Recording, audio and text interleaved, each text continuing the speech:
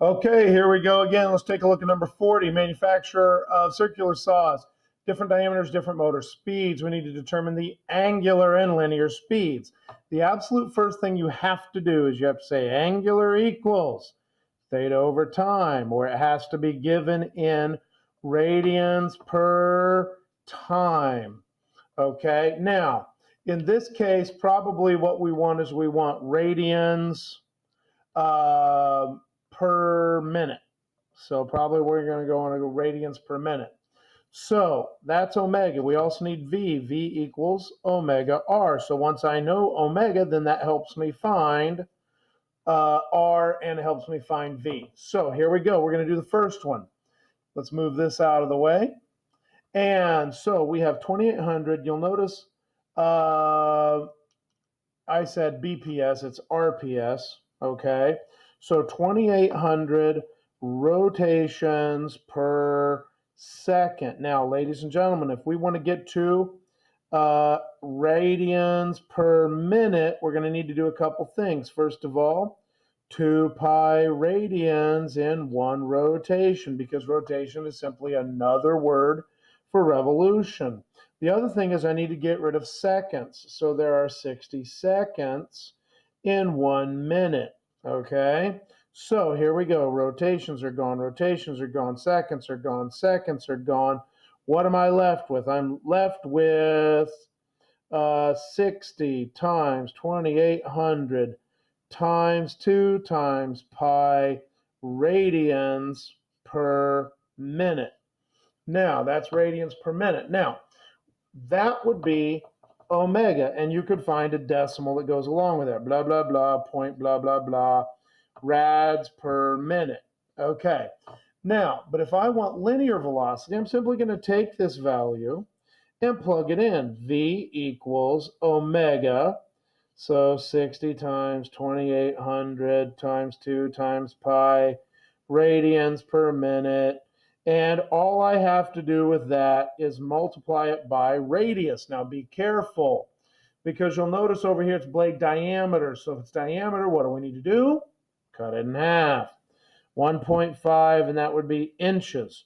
So in this case, if I work it all out, it would be 60 times 2 times 2800 times pi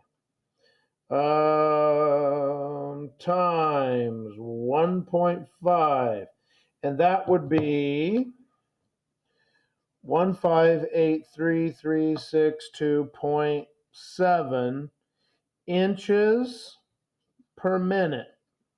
Okay, now if you did inches per second, since it didn't specify units, that's fine.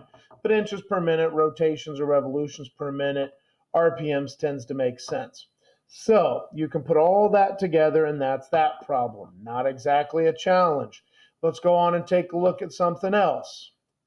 Now, by moving over to page 239, we come up with the wall clock. Now, ladies and gentlemen, don't overdo the wall clock, okay?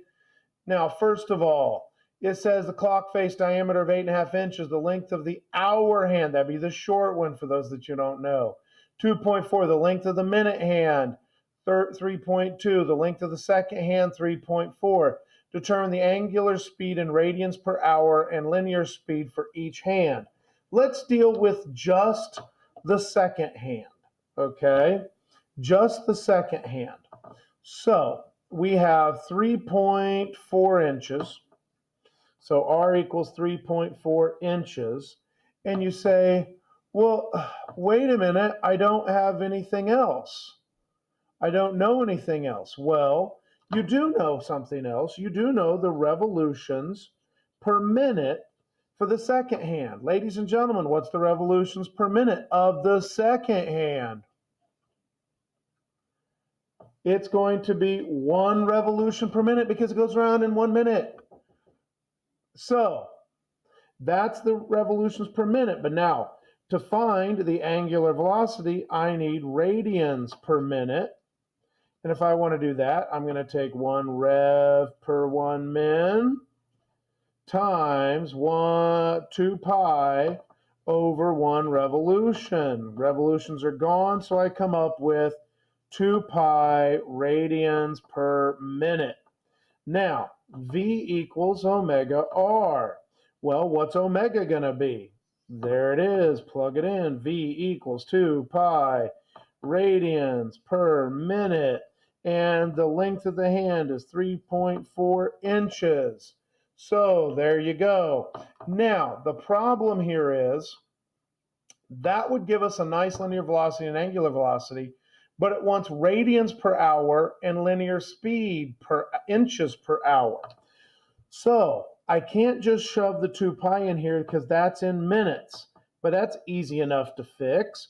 V equals 2 times pi times. Now, how do I get from radians per minute to per hour? Well, there are 60 minutes in 1 hour. So then I just multiply by 3.4 inches, and now it's going to be in inches per hour. So if we did this, we would end up with omega equals 120 pi radians per hour, and V equals 3.4 would be 120 times 3.4, 20 times 3.4 is 408 pi inches per hour, or if you wanted to multiply it by pi, second answer times pi, answer is 1281.8 inches per hour. So from there, we'll go on to the next problem.